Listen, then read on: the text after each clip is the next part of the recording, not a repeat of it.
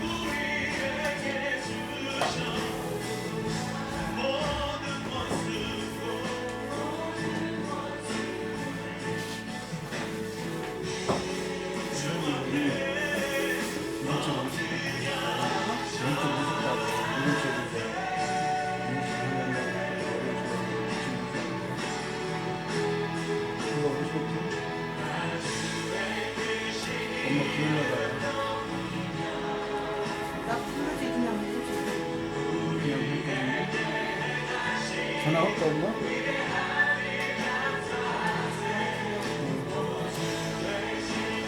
잘 알겠다 일단.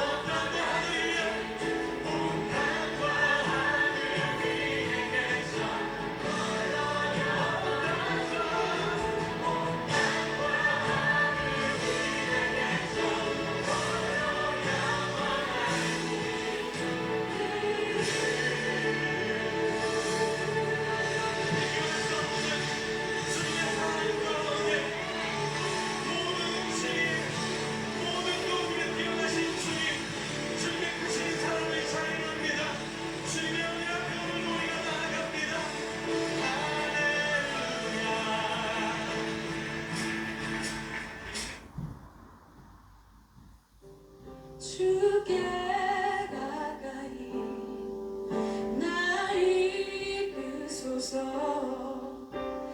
저리 주님만을 원합니다. 채워주소서. 주의 사랑을 진정한 찬양 드릴 수 있도록. 다시 고백할까요? 주께 가까이 날 이끄소서. 저리 주님만을 원합니다.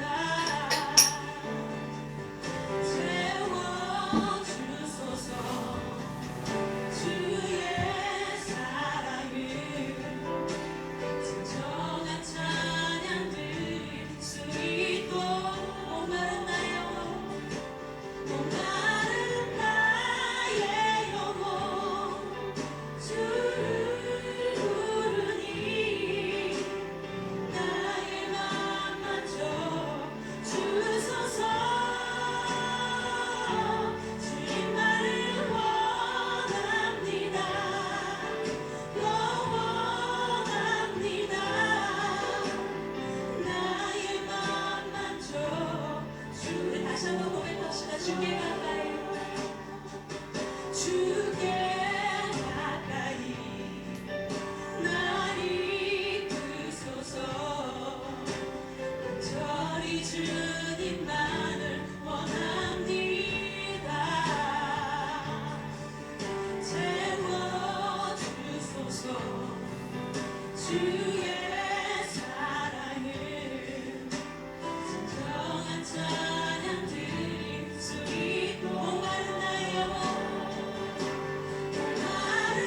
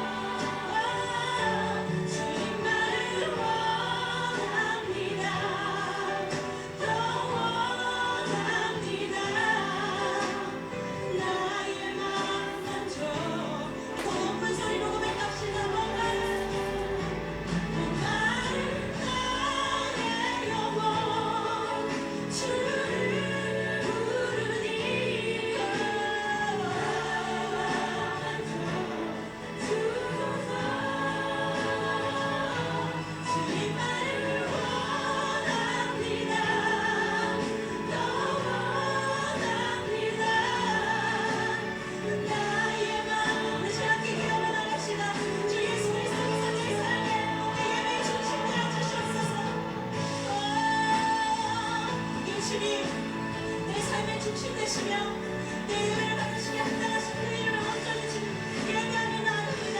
성령님 오늘 기름 부으셔서 우리가 오늘 주님 온전하게 주를 예배하며 온전하게 주를 깨닫고 주 앞에 온전한 반응으로 주 앞에 나아가게 하여 주시옵소서. 하나님께서 받으시거나 온전한 영광을 우리가 높이게 하여 주시옵소서. 주님께 영광 돌리게 하여 주시옵소서.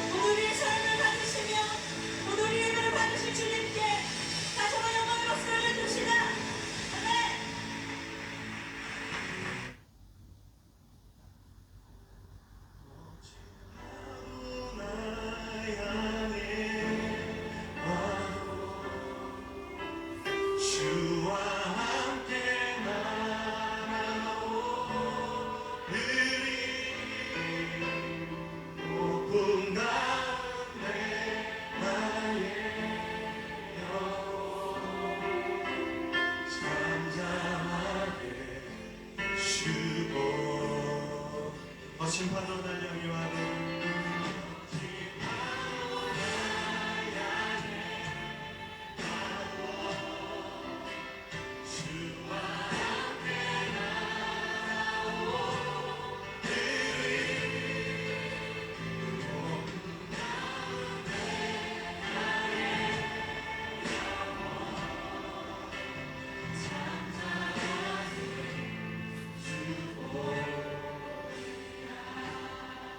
기쁨에 웃었어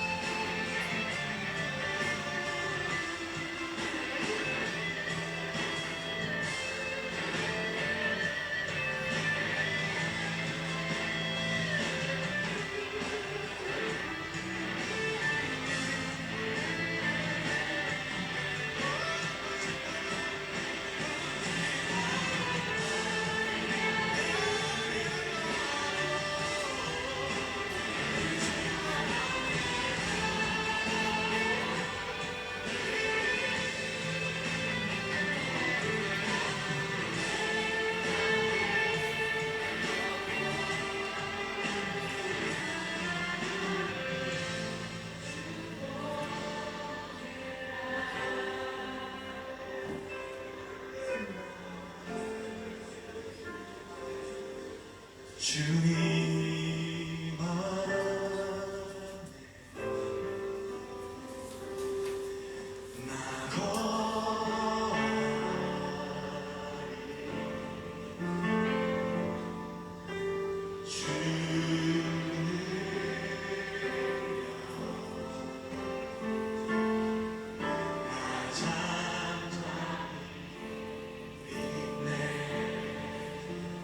거친 파도 날 향해 와도 주와 함께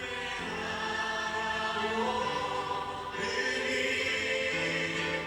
폭풍 가운데 나의 영혼 잠잠한 주보 거친 파도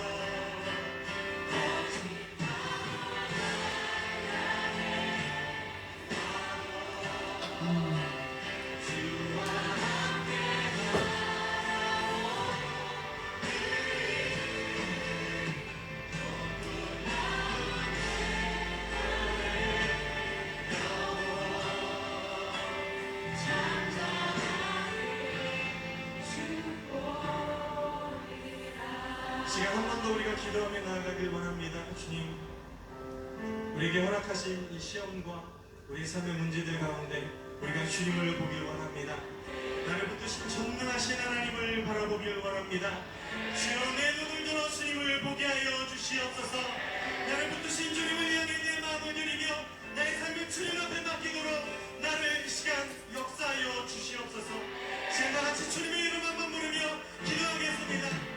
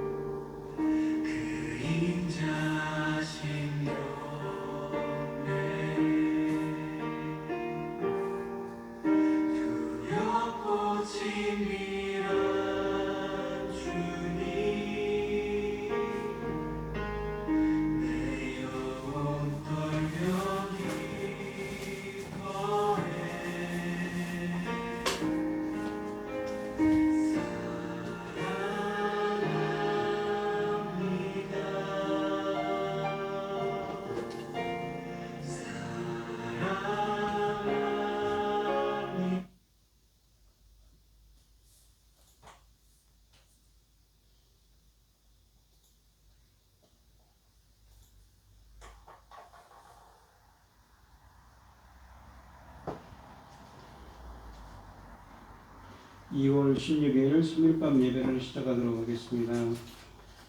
사도신경 하심으로 신앙 고백하시겠습니다.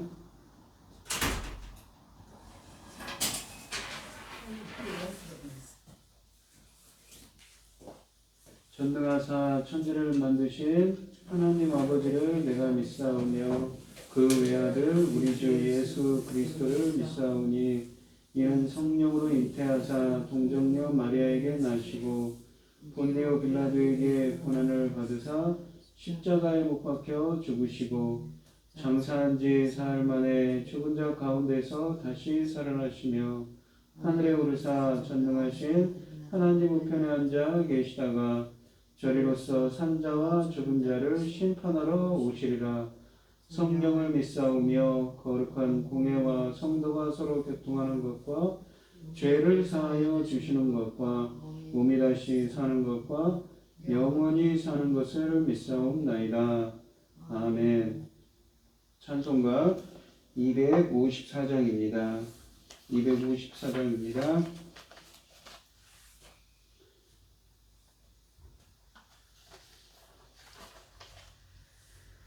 내 주의 보혈은 정하고 정하다. 내 죄를 정케 하신 주 나로라 하신다.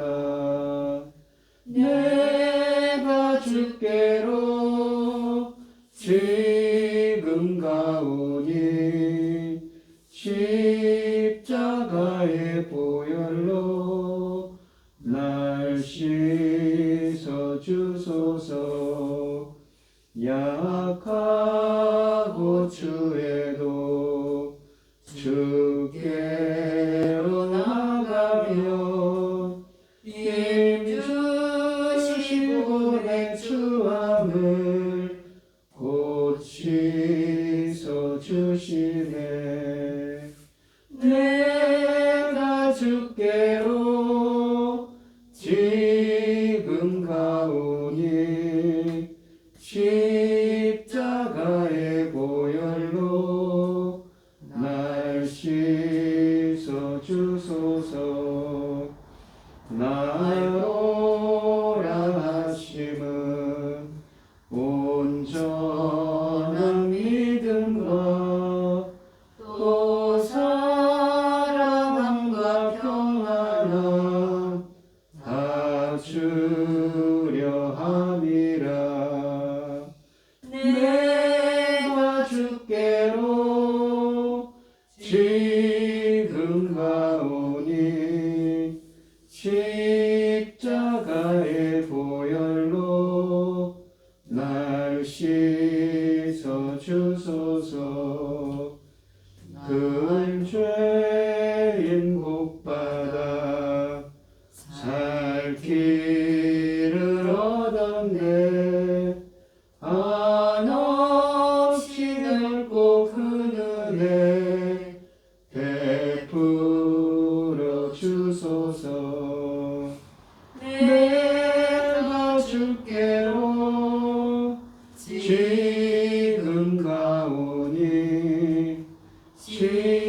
십자가의 보혈로 날 씻어 주소서. 그 피가 맘속에 큰 증거 됩니다. 내 기도 소리 들으사 다 허락하소서. 내가 주께로 지금 가오니 십자가의 보혈로 날 씻어 주소서. 아멘. 오늘 함께 하실 하나님의 말씀은 로마서 4장 1절로 12절 말씀입니다. 로마서 4장 1절로 12절입니다. 교독을 하도록 하겠습니다. 제가 먼저 읽겠습니다. 그런즉 육신으로 우리 조상의 아브라함이 무엇을 얻었다 하리요? 만일 아브라함이 행위로서 얻었다 하심을 받았으면 자랑할 것이 있으려니와 하나님 앞에서는 없느니라. 성경이 무엇을 말하느냐? 아브라함이 하나님을 믿음에 그것이 그에게 의로 여겨진 바 되었느니라.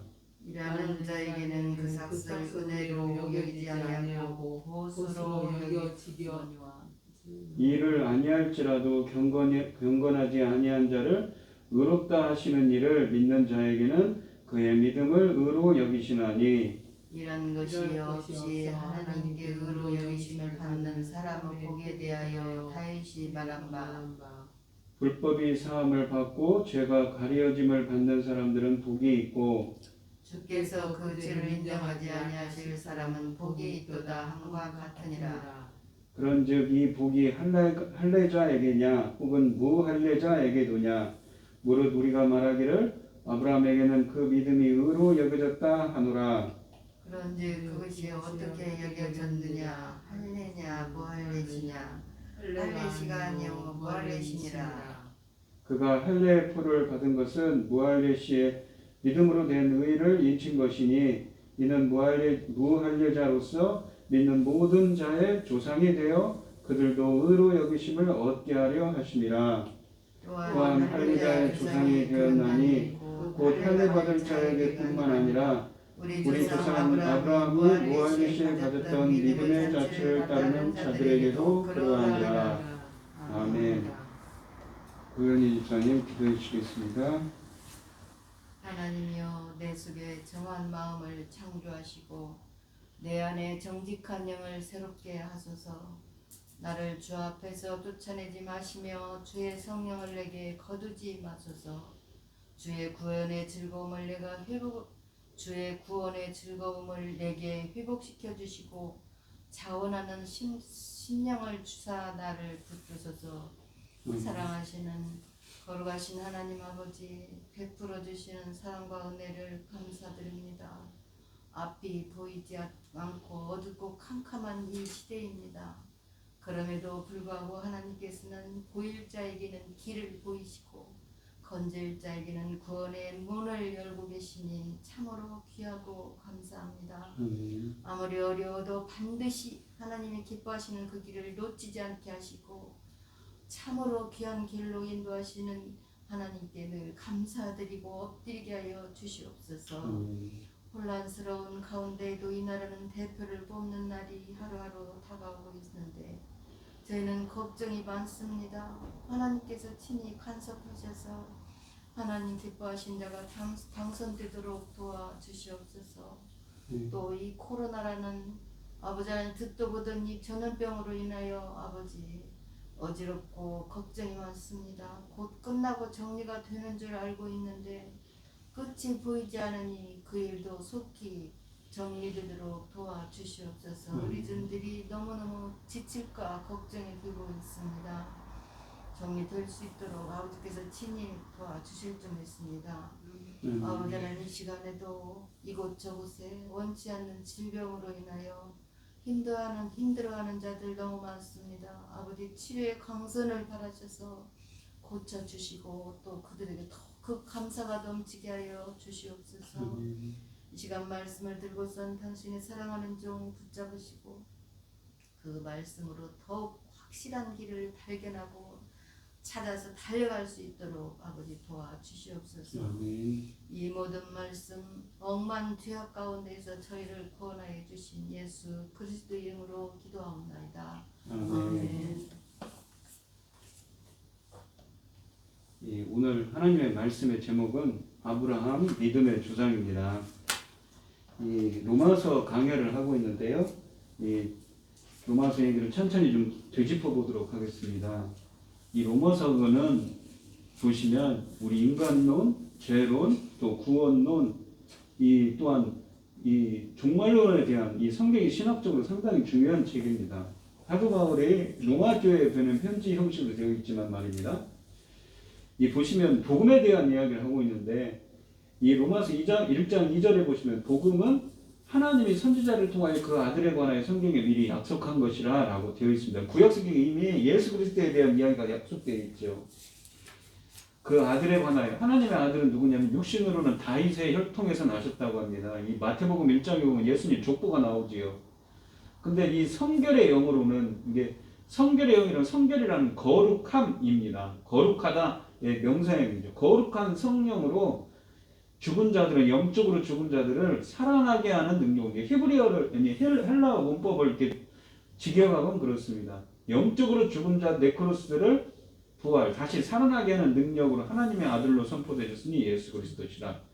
영적으로 죽은 자를 살아나게 하실 분은 예수 그리스도밖에 없습니다. 구원자는 예수 그리스도밖에 없죠. 무엇으로요? 성령 세례를 베풀어줘서 말입니다. 그러면서 이 복음은 또 무엇입니까? 모든 믿는 자에게 구원을 주시는 하나님의 능력이라고 합니다. 그러면서 이 1장 17절에 있는 이야기가 3장 31절까지 설명을 합니다. 복음에는 하나님의 의라는 것은 이 하나님의 속성인데 공정하신 하나님입니다. 그분의 의가 나타난다고 합니다. 이 계시한다. 덮개를 벗고 드러내신다는 것이죠. 그러니까 이 공정하신 하나님의 강권적인 역사가 나타나는 겁니다. 드러내시는 것이죠. 그래서 믿음으로 믿음에 이르게 하느니 오직 의인은 믿음으로 말미암아 살리라 라고 합니다. 근데 이 하나님의 공정하신 분이니까 어떻습니까? 이 어떤 자들에게는 진노를 나타내십니다. 여기 보면 1장 18절에는 진노를 나타내시는 자에 대한 이야기를 합니다. 그러면서 쭉 설명을 하죠. 근데 저 2장 7절에 가면 참고 선을 행하며 영광과 존귀와 썩지 아니함을 구하는 자면 영생으로 하신답니다. 그러니까 하나님의 그 공정하신 이 강권적인 의, 하나님의 의, 공정하신 의, 하나님의 의가 강권적인 그 구원의 역사가 어떤 자들에게는 이 하나님의 악을 행하는 자들에게는 진노를 나타내시고 참고 선을 행하며 영광과 존귀함과 썩지 아니함을 구하는 자에게 영생으로 하시지요. 이 선을 행하는 게 무엇입니까? 선을 행한다는 것은 하나님의 기뻐하신 뜻대로 행하는 겁니다. 우리 하나님 말씀대로 행하는 것이죠. 그러한 자들을 하나님께서는 은혜를 베푸시는 겁니다. 주님의 뜻을 구하는 자들이지요. 근데 8절에 보시면 하나님의 진노를 나타내는 악을 행하는 자들이 나옵니다. 당을 짓고 악을 행하는 자들에게는 환난과 공고가 임한다고 하죠. 선을 행하는 사람들에게는 영광과 존경과 평강이 있다고 합니다. 하나님께서는 외모로 사람을 취하지 않는답니다. 그러면서 이 선을 참고 선을 행하고 영광과 존귀함과 썩지 않으면 구하는 자에게는 율법을 행하도록 합니다. 근데 이 행하다가 포이에테스라는 이 엘곤이라는 행위가 아니라 포이에테스라는 창조하다는 말입니다. 여기 보시면 15절에 그 마음에 새긴 율법의 행위라고 했죠. 우리가 예레미야서에 보면 새 언약에 대한 이야기입니다. 새 언약이 성취되는 거죠. 보시면 그들을 마음에 기록합니다. 똑같은 표현을 써요. 그라프라는 씁니다. 하나님께서 하나님의 강권적인 아까도 말씀드렸듯이 공정하신 하나님의 강권적인 역사가 나타나서 마음속에 기록하고 새겨서 그 사람을 변화를 시켜버리는 겁니다. 왜냐하면 완전히 원래 우리 인간들은 부족해서 하나님의 뜻대로 살지 않는 존재예요. 그러니까 하나님의 강권적인 역사가 일어나죠. 하나님의 사람으로 창조를 하는 겁니다.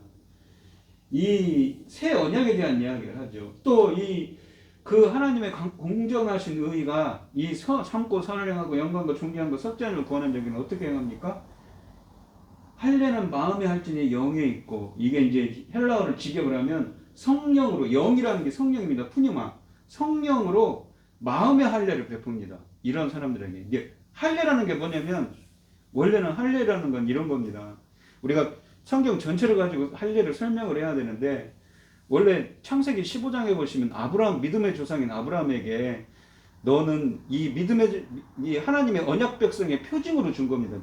네 가족들과 네 하인들까지 다 이 할례를 하도록 베풀었습니다. 그러니까 이스라엘 백성들은, 남자들은 다 태어나면 일주일 안에 할례를 하라고 하죠. 근데 그게 뭐냐면 언약 백성의 표징입니다. 아브라함과 하나님께서 언약을 맺으시고 언약 백성의 표징으로 준 겁니다. 그러니까 상당히 중요하죠. 이게 오늘 본문에도 나옵니다만, 이 유대인들은 어떻습니까? 자기들은 선민사상이 있죠. 자기는 할례받은, 하나님의 선택받은 백성이라는 게 나와요.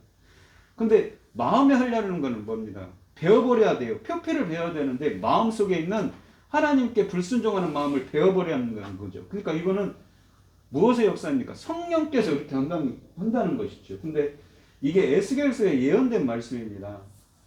여기 보면 새 영을, 성령을 이 너희 안에 두고 새 마음을 너희에게 주는데 어떻게 주냐면 육신에서 굳은 마음을 제거해버려요. 이 제거다라가 히브리어에 나오는 이 할례를 뜻하는 히브리어입니다. 그러니까 마음의 할례를 베푸는 거죠. 성령으로. 그러니까 이 로마서에서 얘기하는 거를 예레미야 선지자, 예스겔 선지자가, 이 예레미야가 아니라 예스겔입니다. 제가 미스프린트를 해요. 그렇게 행한다고 이 새 언약으로 주신 겁니다. 새 언약, 내 영을 너희 속에 두어 내 백성이 되고 나는 너희 하나님이 되라. 이건 언약 공식이죠. 그러니까 새 언약으로 이렇게 하겠다고 미래적인 메시아의 예언을 지금 에스겔 선지자를 통해서 하는 겁니다. 그러면서 이 로마서에서는 계속 그런 말을 하죠. 율법의 행위로 그의 앞에 의롭다 하심을 육체가 없나니 율법으로는 죄를 깨달습니다. 무슨 얘기냐면, 사람들은 우리가 이제 보시면 다른 불교나 유교 같은 그런 종교들은 뭡니까? 우리 인간의 어떻게 우리가 구원의 길로, 구원으로 자기 스스로의 그 노력으로 될 수 있다고 생각을 해요. 근데 우리 인간들은 본질적으로 뭡니까? 부족한 존재고, 영적으로 뭡니까? 이미 죽은 존재이기 때문에 사망과 심판 가운데 거할 수밖에 없어요. 우리는 스스로를 구원할 수 없는 겁니다. 그러니까 우리가 하려는 그 행동으로는, 우리 어떤 노력으로는, 육신적인 노력으로는 구원에 이를 수가 없다는 이야기를 로마서에서 사도 바울이 하는 겁니다. 그러면서 아까 말한 그 로마서 1장 17절에 나오는 복음에는 하나님의 의가 나타나서 강권적인, 그 공정하신 하나님의 강권적인 역사가 나타난다고 하지 않습니까? 그거를 또 3장 31절까지 설명을 하는 겁니다. 지난 시간에. 근데 이제 21절과 22절에 보면, 여기 보면 하나님의 의가 나타났으니 1장 17절에 나온 얘기를 또 하는 겁니다. 이래서 하나님의 의가 나타났는데, 예수 그리스도를 믿음으로 말미암아 모든 믿는 자에게 미치는 하나님의 은이 차별이 없느니라. 그걸 또 다시 설명을 하는 겁니다. 여기 그 17절 하나님의 의가 나타나서 똑같은 얘기를 하고 있어요. 그래서 이게 이렇다는 걸 설명을 하고는 이 23절에 그러죠. 모든 사람이 죄를 범하였으면 하나님의 영광에 이를 수가 없어요. 하나님의 임재에 이를 수가 없어요. 우리 인간들은 이 창세기 3장에서 무엇입니까? 선악을 알게 하는 나무를 먹고는, 그 열매를 먹고는 어떻게 됐습니까? 에덴 동산에서 쫓겨났죠. 하나님과 관계가 단절이 되어버렸어요. 근데 하나님의 영광이라는 건 하나님의 임재에 이룰 수가 없어요. 왜요? 죄 때문에. 예수 그리스도 안에 있는 속량으로 말미암아 하나님의 은혜로 값없이 의롭다 하심을 얻은 자 되었느니라. 그러니까 하나님의 그 의, 강권적인 하나님의 의가 나타나서 믿음에 이르게 하고, 그런 자들에게 어떤 은혜가 임합니까? 이 마음의 할례를 베푸시고 새로운 창조를 하시고, 또 예수 그리스도 안에는 속량으로 말미암아 하나님의 은혜로 의롭다 하심을 얻은 자가 돼요. 그래서 무엇입니까? 25절에 보면 예수를 하나님이 그의 피로 믿음으로 말미암는 화목제물로 세우셨다고 하죠. 이 화목제물이 뭐냐면, 이 번역이, 그런데 헬라어로 보면 이 말이 히브리서에 나옵니다. 성막을 이야기를 할 때 지성소에 보시면, 제가 이제 사진을 넣었어야 하는데 인터넷에 보시면 그런 게 있습니다. 이 법궤를 한번 보시면, 이 지성소에 가면 이 출애굽을 한 이스라엘 백성들이 여호수아가 이 법궤를 들고 가지요. 이 요단강을 건널 때 법궤를 앞세웁니다. 제사장들이 법궤에 무엇이 들었습니까? 십계명에 적힌 두 돌판과 아론의 쌍난지팡에 들었고 만나가 담긴 항아리가 담겨 있습니다. 이 법궤를 들고 가는데 그거는 하나님의 임재를 상징합니다. 왜냐하면 법궤 위에 이 날개가 있습니다. 그게 무엇이냐면 그룹들입니다. 하나님의 하나님의 옆에서 보좌하는 그룹들이 날개로 떠받치고 있어요. 무엇을 떠받칩니까? 하나님의 보좌를 떠받치고 있죠. 쉬운 자입니다. 하나님의 임재를 상징하는 거예요. 근데 거기를 뭐라고 그러냐면 속죄소라고 합니다. 이 화목제물이 아니라 속죄소로 세우셨어요. 그러니까 이 예수 그리스도의 피로 이 무엇입니까? 그 죄를 덮어버린다는 의미입니다. 이게 이 히브리어로는 길이 참으시는 중에 전에 지은 죄를 간구하신다는 건 뭐냐면 탕감한다는 의미입니다. 그냥 지나쳐 주셔요. 그냥 없는 것을 해주시는 겁니다. 누가 하나님께서 용서해 주신다는 의미죠. 그래서 자기의 의로움을, 하나님의 공정하심을, 의로우심을 나타내려 하십니다. 이 나타낸다는 말이 헬라어로 보면 행동으로 증명했습니다. 무엇으로요? 예수 그리스도의 핏값으로 말입니다. 십자가 사건으로 자기의 그 의로움을 하나님께서 증명했다는 겁니다. 이 속죄소로 삼아서 말입니다. 어떤 자들에게요? 아까도 설명드렸듯이 그 하나님의 강권적 의가 나타나는 그 역사를 통해서 구원받은 백성들에게 하나님의 그 공정하심을 드러냈다는 것이죠. 행동으로 나타내셨다는 겁니다. 그래서 이때 자기의 의로움을 나타내사 자기도 의롭게 하시고 예수 그리스도 믿는 자를 의롭게 하셨다는 것이죠. 그러니까 그 하나님의 강권적인 역사가 그 공정하신 의가 나타나는 자들, 그 구원받을 자들, 참고 선을 행하고 영광과 존귀함과 썩지 구하는 자에게는 구원으로 나타나서 이렇게 죄사함의 십자가, 예수 그리스도의 십자가의 보혈로 죄사함의 은혜가 나타나는 겁니다. 그래서 이 사람이 의롭게 되는 것은 율법의 행위에 있지 않다고 사도 바울이 이야기를 하는 겁니다. 로마서에서. 그러면서 이제 오늘은 무슨 얘기를 하냐면 이 사람이 의롭게 되는 것은 율법의 행위에 있지 않고 믿음으로 된다고 했던데, 그러면 그 증거를 한 예를 드는 겁니다. 누구를 통해서 예를 드냐면 믿음의 조상인 아브라함에 대한 이야기를 합니다. 아까도 설명드렸듯이 이 할례라는 것은 무엇이죠? 언약 백성의 표징으로 줬는데 유대인들은 당시 자기들이 무엇인가 행위를 통하여서 이 하나님의 영광을 이룰 수 있다고 생각을 했습니다. 예수님이 이런 말씀을 하시지 않습니까? 예수님이 이 공관복음서에 보면 이 유대인들, 당시에 있는 바리새인들, 서기관들을 욕을 해요. 뭐라고 합니까? 독사의 자식들아. 그 욕을 하는 거거든요. 뱀 새끼들아 그런 거예요. 뱀의 자식들아, 사단의 자식들아, 욕을 하는 겁니다. 왜요? 왜 그렇습니까? 그 유대인들은 교만해요. 자기들은 매주 가서 안식일마다 가서 하나님께 제사 드리고 예배 드리고 다 율법을 다 행한다 이거예요. 그건 자기들은 의롭다고 생각을 하는 거죠. 근데 그들은 실질적으로 뭘 합니까? 악을 행합니다. 밖에 나가서는. 예수 그리스도가 쉽게 얘기하면 그들은 어떤 일을 행합니까? 의롭지 못한 일을 행하는 거죠. 쉽게 말하면 우리가 나왔지만은 이 가난한 백성들의 고혈을 짭니다. 과부와 고아를 압제를 하죠. 그러니까 예수님께서 그걸 아시기 때문에 그들을 욕을 하는 겁니다. 근데 그들의 그 모든 행위로는 그 할례 받는 육신적인 표면적인 그거로는 구원의 증거가 될 수 없다는 얘기를 아브라함의 이야기를 통해서 하나의 예를 통해서 지금 증명을 하고 계십니다. 자, 1절로 3절에 보시면 그런즉 육신으로 우리 조상인 아브라함이 무엇을 얻었다 하리요. 만일 아브라함이 행위로서 의롭다 하심을 받았으면 자랑할 것이 있으려니와 하나님 앞에서는 없느니라. 성경이 무엇을 말하느냐? 아브라함이 하나님을 믿음에 그것이 그에게 의로 여기진 바 되었느니라 라고 되어 있습니다.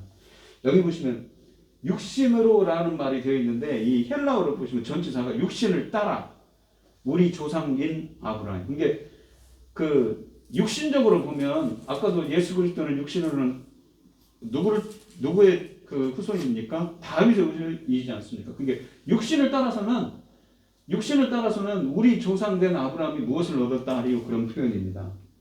그러니까 바울은 믿음의 조상인 아브라함에게로 화제를 돌려서 먼저 질문을 제기를 합니다. 이 육신을 따라 우리 조상인 아브라함이라는 표현인데 바울은 여기서 믿음의 조상이라는 말을 사용하기 전에 먼저 육신을 따른 조상 아브라함에 대해 말을 시작하는 것이지요. 그러니까 믿음의 조상인 아브라함을 예를 드는 겁니다. 만일 아브라함이 행위로서 의롭다함을 받았으면 자랑할 것이 있으려니와 하나님 앞에서는 없다고 말합니다. 여기서 이 행위라는 것은 무엇이냐? 엘곤입니다. 엘곤은 이 조금 이따도 설명하겠지만 인간의 행위죠. 아브라함이 행한 모든 그런 행위들을 의미하는 것입니다. 그런 것들로 의롭다함을 받았다면 자기가 잘해서 그렇다고 내세울 자랑거리가 있겠지만 하나님을 향해서는 없다는 말입니다. 왜냐하면 하나님과 상관없이 자기가 행한 일이기 때문이라고 말합니다. 바울은 이러한 주장들의 근거로 이 창세기 15장 6절 말씀을 제시합니다. 성경이 무엇을 말하느냐는 것은 창세기 15장 6절입니다. 아브라함이 하나님을 믿음에 이것이 그에게 의로 여겨진 바 되었느니라. 여기서 이 하나님을 믿었다는 것은 하나님의 약속을 신뢰했다. 그 약속이 그대로 이루어질 줄을 확신했다는 뜻입니다. 이는 곧 전능하신 하나님, 신실하신 하나님을 믿었다는 뜻이지요. 그리고 이 여겨진 바 되었다는 것은 아브라함 자신이 의로운 것은 아니지만 의로 여겨졌다, 간주되었다는 표현입니다. 그러니까 여기서 의미는 그 하나님께서 무엇이냐면 쉽게 얘기하면 이 아까도 표현했지만 의로움이라는 것은 하나님의 속성인데 하나님의 공정하신 하나님이죠. 근데 이것이 사람에게 의롭다고 의로 여겨졌다는 표현은 무엇입니까? 그 사람을 인정했다는 것입니다. 의롭다는 것은 하나님의 기준인데 그 기준에 부합했다는 겁니다. 하나님이 기뻐하시는 자고 하나님께 인정받는 자였다는 의미지요. 종교개혁자인 칼빈도 이 창세기 15장의 문맥에서 볼 때 아브라함이 하나님을 믿음에 의로 여겨졌다는 것은 하나님의 약속을 받기에 합당한 자로 받아들여졌다는, 하나님께 인정받았다는 의미라고 그렇게 주석을 하고 있습니다. 이것은 하나님 앞에 의롭다고 인정받았기 때문에 하나님이 은혜로 주시는 복이지요. 이 4절로 5절에 보시면 일하는 자에게는 그 삭시 은혜로 여겨지지 아니하고 보수로 여겨지니와 라고 합니다. 여기 보시면 아까 여기 2절에 보시면 행위로서 의롭다 하심을 받는다 할 때 행위라고 했지 않습니까? 그게 엘곤이라는 말입니다. 근데 일을 하다 이 말이 뭐냐면 헬라어로 그 행위를 나타내는 엘곤의 동사인 엘가조마입니다. 그러니까 행하다는 말이죠. 이게 어떤 행위를 행하는 자에게는 그렇게 받아들이는 게 좋습니다. 그럼 5절에 보시면 일을 아니할지라도 경건하지 아니한 자를 의롭다 하시는 일을, 여기서 일을 안 한다고 하는데 일을 안 한다는 표현은 아까 일을 한다. 행위를 행하지 않는다는 표현이죠. 그러니까 행위를 하지 아니할지라도 경건하지 아니한 자를 의롭다 하시는 일을 믿는 자에게는 그의 믿음을 의로 여기시나니라는 표현입니다. 이 4절과 5절에서는 앞에서 말한 것, 특히 3절의 말씀에 대한 추가 설명입니다. 먼저 일하는 자에게는 그 삭시 은혜로 여겨지지 아니하고 보수로 여겨지거니와 라고 말씀하십니다. 여기서 이 삭시라는 것은 원래 일한 대가를 뜻합니다. 그러니까 임금이죠. 그 임금을 뜻하는 말인데 이 임금은 거저주는 바, 은혜가 아니라 무엇이랍니까? 마땅히 징벌 받아야 할 보수이다라는 것이죠. 여기서 이 보수라는 것은 무엇입니까? 마땅히 지불해야 하는 것 또는 빚이라는 의미를 갖고 있습니다. 그러면서 이 5절은 그러니까 행위를 행하는 자에게는, 그러니까 행위로 구원받는다라고 생각하는 자에게는 그의 보수가 은혜로 여겨지지 않고 그냥 일한 그 임금이라고 표현하는 것이지요. 근데 일을 하지 아니하는 자, 행위를 하지 아니할지라도 경거지하지 아니한 자를 의롭다 하시는 일을 라는 표현입니다. 근데 여기서 보시면 이 5절에서는 이와는 반대되는 상황을 하는 것이죠. 이게 행위를 하지 아니할지라도 일을 하지 아니하고 믿는 자는 곧 하나님 앞에서 마땅히 의롭다함 받을 만한 일을 행함이 없이 하나님을 믿는 자를 의미하는 것입니다. 이런 사람에게는 그의 믿음이 의로 여겨집니다. 따라서 여기서 믿음은 이 행위가 아닙니다.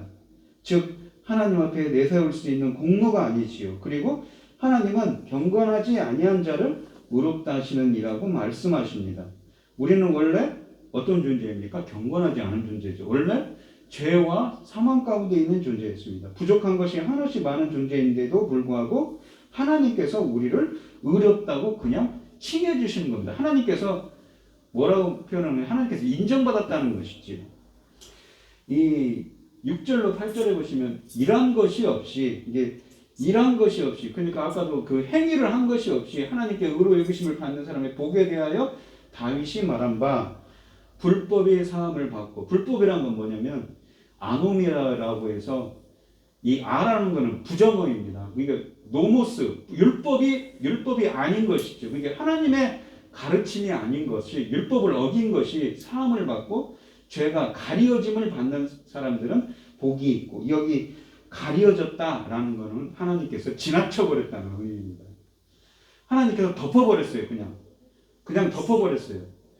그런 자들에게는 복이 있고, 주께서 그 죄를 인정하지 아니하실 사람은 복이 있도다 함과 같으니라라고 되어 있습니다.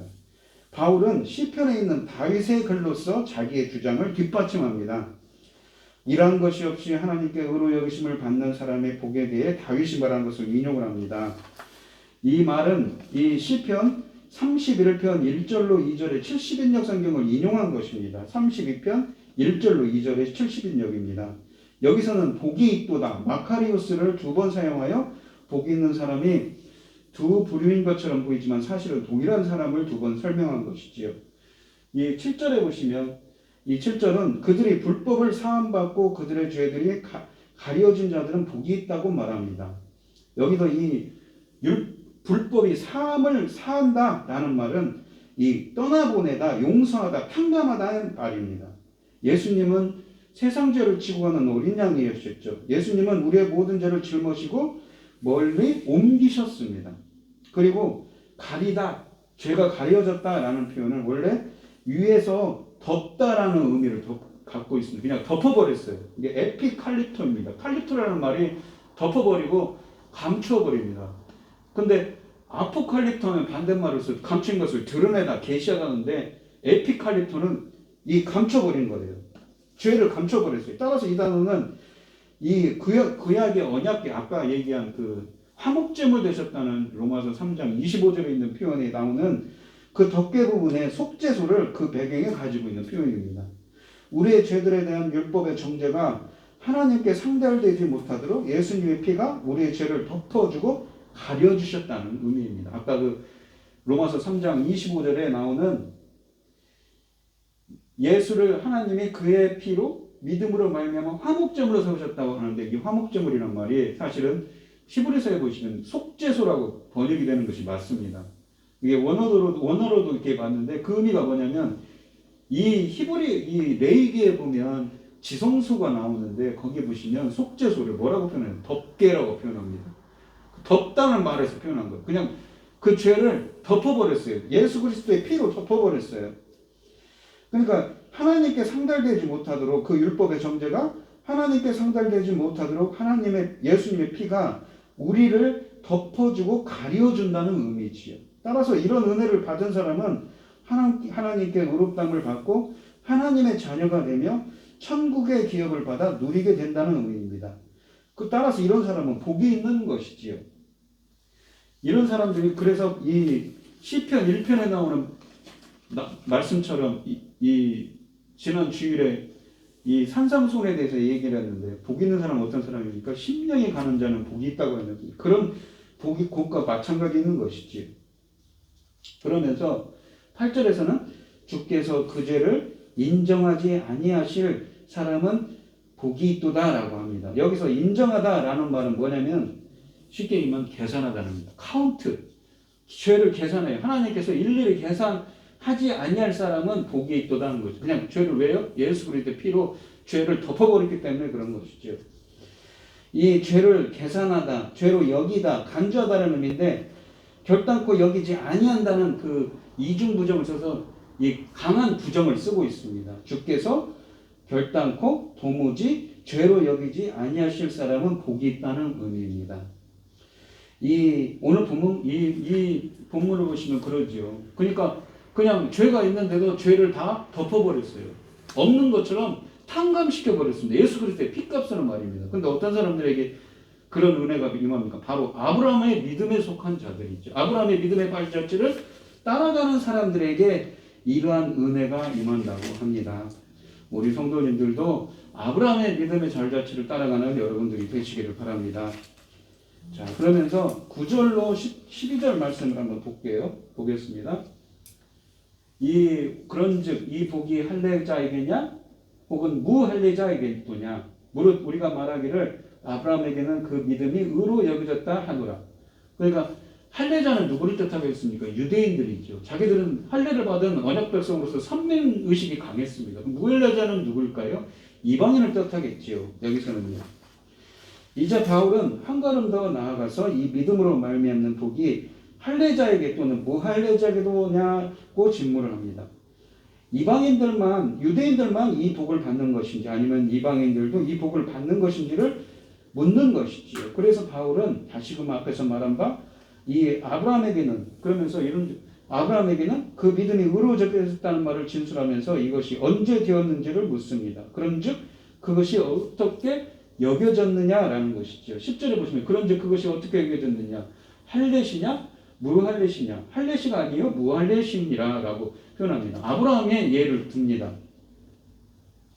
그가 할례의 표를 받은 것은 무할례시의 믿음으로 된 의를 인친 것이니 이는 무할례자로서 믿는 모든 자의 조상이 되어 그것도 의로 여기심을 얻게 하려 하십니다. 그러니까 아브라함이 성경에 보시면 무할례자인데도 의롭다 칭함을 받았습니다. 이 할례는 무엇인가요? 어떤 의미로 받은 것일까? 그거에 대한 바울은 이렇게 말을 했습니다. 이 11절을 보시면 다시 한번 보시면 그가 할례표를 받은 것은 무할례시의 믿음으로 된 의를 인친 것이라고 합니다. 인을 쳤다는 것은 도장을 찍었다는 것이죠. 근데 도장을 찍었다는 것은 확정했다는 겁니다. 아브라함이 할례를 받은 것은 무할례시에 하나님을 믿은 그 믿음을 인정하는 외적인 증표라는 말입니다. 도장을 찍었다는 말이죠. 이는 다시 말하면 할례는 사람의 신앙을 표시하는 외적인 표징에 불과하며 할례의 참된 의미는 그 사람의 마음속에 있는 믿음이라는 뜻입니다. 여기서 할례의 표는 이 할례라는 표, 곧 이 할례라는 표라고 이렇게 할례의 표라는 것은 할례라는 표식이라고 이 해석이 되는데 인이라는 것은 무엇입니까? 도장. 이것은 어떤 일을 확실히 하기 위해 또는 확정하기 위해 그 다음에 보충하기 위해서 사용되는 단어입니다. 아브라함이 할례를 받은 것은 그가 믿음으로 의롭다 여김 받고 나서 그러니까 창세기 15장 6절을 받고 나서 한참 후임 그러니까 약 그로부터 20여 년이 흐른 창세기 17장 9절과 9절로 14절에 있는 99세 때 그러니까 아브라함과 이삭이 태어나기 1년 전에 그러니까 뱃속에 그 언약을 받을 때 그때서야 의롭다함을 받았다는 것이지요. 따라서 아브라함은 의롭다 여김 받고 나서도 할례라는 언약의 표징이 없이 약 20년을 그냥 지냈던 것입니다. 그러면 이렇게 된 목적은 무엇인가요? 그것은 무할례자로서 믿는 모든 자의 조상이 되어 그들도 의로 여기심을 얻게 하려 하심이라고 말을 합니다. 여기 보시면 이 말씀이 중요한데 이 무할례자로서 믿는 모든 자의 조상이 된다고 하지 않습니까? 이 믿는 자들의 조상입니다. 믿음의 조상이죠. 근데 우리가 이 말씀이 중요한 게 무엇이냐면 우리에게 아브라함 이 창세기에 보시면 창세기 12장 1절로 3절에 보시면 하나님께서 아브라함에게 내가 정한 땅으로 가라. 그래서 가나안 땅에 정착을 합니다. 근데 그는 히브리서에 보면 자기 가족과 친척과 본토의 친척들을 다 버리고 하나님의 말씀 따라서 그 하나안 땅에서 가나안 땅으로 이주를 했습니다. 하나님께서 뭐라고 하십니까? 이 땅을 너와 내 자손에게 주리라. 너를 창대하게 할 것이고 너는 복의 근원이 될 것이다. 너를 저주하는 자에게 저주를 주고 네가 축복한 자에게 너에게 축복을 줄 것이다. 복의 근원이 된다는 것이 무엇이냐면 그는 이 중보자의 의미입니다. 쉽게 얘기하면 열방을 위해서 중보를 할 권한이 있어요. 그가 어떤 사람들에게 이 축복의 이 무엇입니까? 중보자로서 이 기도를 하면 그 기도가 이루어지는 겁니다. 예를 들면 이런 거죠. 그 증거가 무엇이냐면 롯을 한번 보시기 바랍니다. 조카 롯이 어땠습니까? 이 소돔과 고모라에 갔지 않습니까? 근데 그 롯을 위해서 하나님 기도를 합니다. 이 의인 50명만 있으면 어떻게 할 것입니까? 40명만 있으면 어떨까 합니까? 30명만 있으면 어떻게 하실 겁니까? 나중에 10명까지 그러지 않습니까? 그 소돔과 고모라가 의인 10명이 없어서 멸망을 당했습니다. 근데 그 조카인 롯과 그 딸 2명은 구함을 받았습니다. 왜 그렇습니까? 아브라함이 그 복이 이루어진 것이지요. 근데 그 아브라함의 그 복을 어떤 사람들이 받는 겁니까? 오늘 이 로마서에서 얘기하는 아브라함의 무할례자로서 믿는 믿음 안에 거하는 예수 그리스도를 믿는 자들이 바로 아브라함의 자손들이라는 의미를 담고 있는 겁니다. 그 아브라함의 그 복이 누굽니까? 예수 그리스도를 믿는 자들에게 그것이 상속된다는 의미입니다. 그러니까 우리가 이 갈라디아서 3장 16절에 보시면 그 자손은 여러 사람을 이야기한 것이 아니라 예수 그리스도 한 사람이라는 표현을 씁니다. 근데 우리가 알아야 될 건 뭐냐면 이 다음 시간에도 이야기를 할 겁니다만 이 자손이라는 의미가 두 가지 의미가 있습니다. 문법적으로. 하나는 뭐냐면 단수예요. 한 사람. 그러면 예수 그리스도를 뜻하죠. 근데 집합명사도 있습니다. 집합명사는 집합적으로 자손들이에요. 아브라함의 자손들이 누굽니까? 영적으로 예수 그리스도를 믿는 자가 아브라함의 자손입니다. 그리고 그 자손의 아브라함의 자손들이니까 그 상속자로서 우리가 구약 성경에 있는 그 가나안 땅을 이스라엘 백성들이 출애굽을 해서 나중에 차지하지 않습니까? 상속한다는 의미입니다. 신약 성경에 오면 그 얘기가 무엇인가? 하나님 나라의 상속자라는 의미를 담고 있는 것이지요. 그것을 예표하는 것입니다. 하나님 나라의 상속자는 누구입니까? 바로 아브라함의 자손인 것이죠. 예수 그리스도를 믿는 자입니다.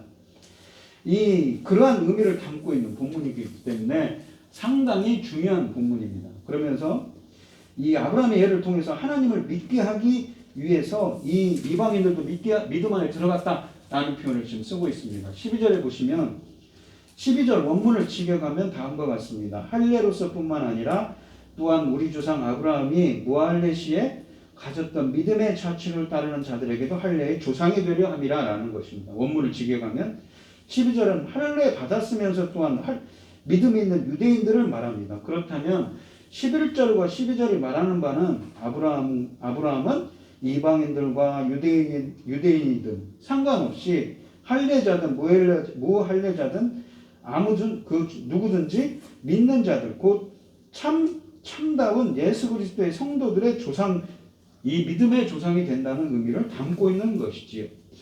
이것은 진정한 아브라함의 후손은 예수 그리스도를 믿는 자이며 또한 창세기 12장 1절로 3절의 복이 아브라함의 믿음에 속한 자에게도 임할 것임을 의미하는 말씀입니다. 그래서 이 말이 이 아브라함의 복을 상속하는 자들이 된다는 의미를 담고 있는 본문이지요. 오늘 본문 말씀을 보시면 이 사도 바울이 이 믿음에 대한 이야기를 믿음의 조상인 아브라함을 통해서 이야기를 하고 있습니다. 그러면서 인간들의 이 어떠한 행위로서 하나님의 구원에 이를 수가 없다. 바로 하나님의 구원에 모든 믿는 자에게 구원을 주시는 하나님의 능력이 없이는 구원은 없다는 이야기를 계속하면서 아브라함의 이야기를 통해서 오늘은 증거를 하고 있습니다. 아브라함이 의롭다함 받은 것은 그가 할례 받기 이전이었다는 것이죠. 먼저 믿음으로 의롭다함 받고 나서 나중에 그 믿음으로 된 그를 인친 것이 이게 확인을 한 것이 할례입니다. 믿음이 먼저 있고 할례는 나중에 따라온 것입니다. 따라서 오늘날 믿음의 본질보다 의식을 앞세우는 것은 잘못된 것이라는 것이지요. 하나님을 믿는 믿음이 먼저 있는 것이 중요합니다. 세례와 성찬과 같은 의식은 그 후에 따라오는 것입니다. 우리는 유대교와 카톨릭의 잘못을 따라가지 않도록 우리는 조심해야겠지요. 또한 이 아브라함의 복은 할례와 상관없이 주어졌습니다. 그는 할례 받기 전에 믿음으로 의롭다고 인정받았습니다. 따라서 할례 받은 자의 조상이기 전에 할례 여부와 상관없이 믿음으로 의롭다함을 받는 모든 사람들의 조상이 되었습니다. 유대인들은 아브라함의 자손인 것을 자랑했지만 진정한 아브라함의 자손은 육신의 혈통이 아니라 믿음의 혈통을 예수 그리스도를 믿는 믿음 안에 들어가 있는 자들입니다. 그러므로 할례는 의롭게 되는 일과 아무 상관이 없었습니다. 단지 믿음으로 의롭게 된 것을 확인하는 표시였을 뿐입니다. 아브라함의 믿음은 전 존재와 생명을 건 응답이었습니다. 익숙한 땅을 떠나야 했고 오래된 삶의 방식을 버려야 했다는 것이죠. 자기 본토 축척에 있었던 우리가 무엇입니까? 데라를 보시면 사무엘상 다른 성경에 보시면 아버지인 데라가 어떤 사람이냐면 우상 장사였습니다. 그러니까 우상을 섬기던 자였죠. 그러니까 자기 조상들이 행했던 것을 다 버리고 그냥 본토 친척이건 뭐건 자기가 살던 사람들 다 버리고 그냥 떠나야 됐습니다. 그것이 그냥 쉬운 일이 아니죠. 자기는 그냥 거기 있으면 그냥 살 수 있어요. 근데 그걸 다 버리고 하나님 말씀 따라 가는 겁니다. 그게 대단한 결단이지요. 그 익숙한 땅을 떠나고 오래된 삶의 방식을 버리는 거였습니다. 새 땅과 새로운 삶의 방식이 참된 생명을 가져올 것이라는 믿음이 없으면 불가능한 선택이었던 것입니다. 믿음은 몇 가지 율법의 행위를 수행하는 것과 비교할 수 없는 우리의 전 생애를 거는 결단입니다. 값없는 은혜를 노래하면서 아브라함의 믿음의 자취를 따라가는 우리 성도님들이 되시기를 축원드리겠습니다. 기도하겠습니다. 하나님 아버지 감사합니다. 오늘 주신 하나님의 말씀에서 우리가 인간들의 어떤 행위로도 하나님의 구원에 이룰 수 없으며 오직 예수 그리스도를 믿는 믿음으로 하나님의 은혜로만 우리가 구원받을 수 있음을 로마서를 통해서 계속 증거하면서 오늘은 이 믿음의 조상인 아브라함에 대한 이야기를 합니다. 그러면서 이런 말씀을 주시지요. 아브라함의 자손들에게 주신 복은 어떤 사람들입니까? 바로 아브라함처럼 이 하나님의 주시는 축복 가운데 거할 수 있는 언약 가운데 거할 수 있는 백성들은 어떤 사람들입니까? 바로 예수 그리스도를 믿는 믿음 안에 거하는 사람들인 것이죠. 그렇게 의롭다 칭함을 받는 자들은 예수 그리스도로 죄 사함을 받는 은혜가 임한다고 아브라함의 상속자가 된다고 천국의 상속자가 된다고 오늘 본문 말씀을 통해서 예를 들어 설명하고 있습니다. 아브라함이 본토 친척을 다 버리고 자기가 살던 땅을 다 버리고 하나님의 말씀 하나 붙잡고 약속의 땅으로 건너왔습니다. 그러한 믿음을 갖기는 정말 힘듭니다. 하지만 저희들에게도 믿음의 조상인 아브라함과 같은 믿음의 발자취를 따라갈 수 있도록 저희들을 말씀하시고 그 믿음의 길로 말씀의 길로 인도하여 주시옵소서. 이 모든 말씀 거룩하신 예수 그리스도의 이름으로 기도드리옵나이다. 아멘. 찬송가 488장입니다.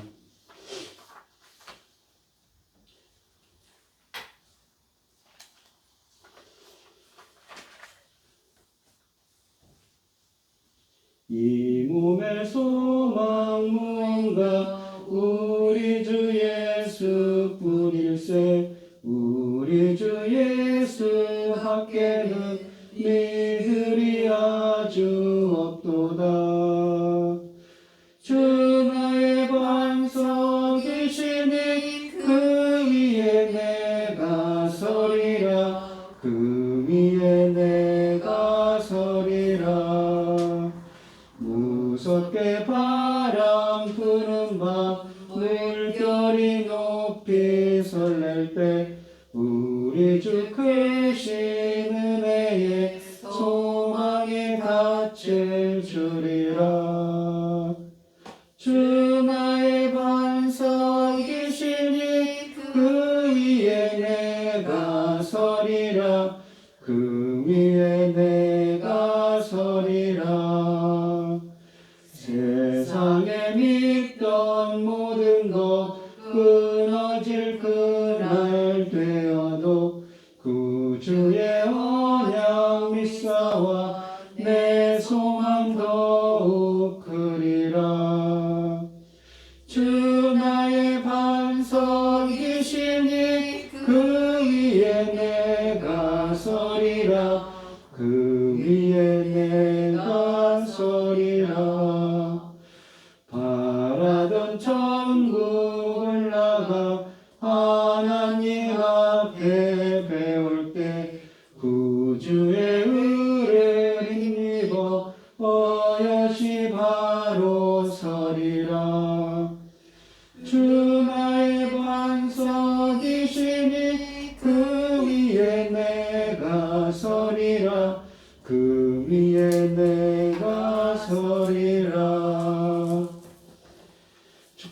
기도하심으로 오늘 예배를 마치겠습니다. 이제는 주 예수 그리스도의 은혜와 하나님의 극진하신 사랑과 성령의 교통하심이 믿음의 조상인 아브라함의 발자취를 따르기를 소원하는 성도들 머리머리 위에 이제로부터 영원히 함께 있을지어다. 아멘.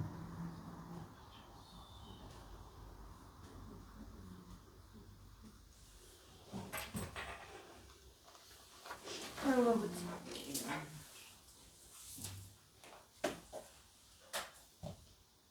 아이고 아버지. 대통령 선거가 어떻게 될지 참. 아이고 아버지. 아이고 안철수가 그게 뭐야. 아이고 어떡하지. 수고하셨어요. 아이고 맛있게 먹었대요. 맛있어요? 정신이 없어갖고 정말 배부를 배부르게 먹었어. 그냥 뉴스를 보면 정신이 없고 그냥. 아까 거사님 오실 때 어머니 오시라고 해가지고 바로 예배 드릴 걸 그랬는데. 그래요. 다음에 네. 그렇게 하세요. 그렇게 어떻게 오셔요? 내가 또 수요일 날 어떻게 네. 착각을요? 아니. 아니요. 그래.